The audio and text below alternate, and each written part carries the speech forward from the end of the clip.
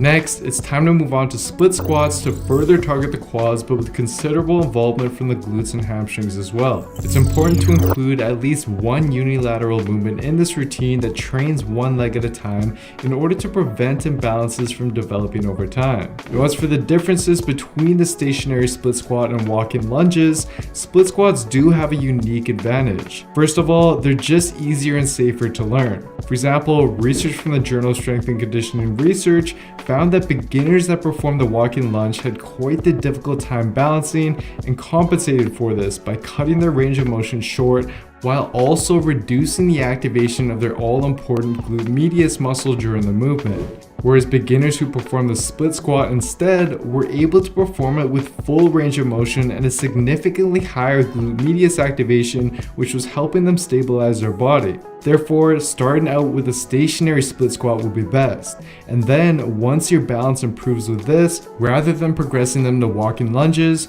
you can instead progress them to the Bulgarian split squat where you elevate your rear leg. This is arguably the better progression since it helps you now increase your range of motion, enables you to better load and isolate your front leg by minimizing the contribution of your back leg, and it also gives you a better chance to identify and address any strength differences between your two legs.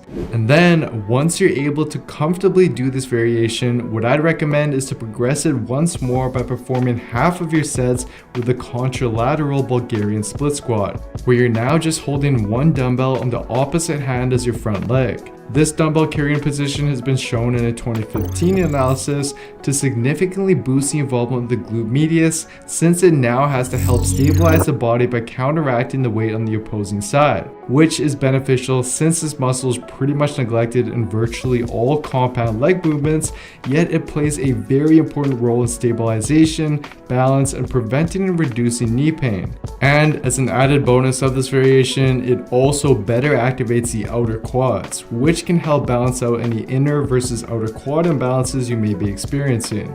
For these in the regular version, we'll use moderately heavy weight for a rep range of roughly 8 to 12 reps.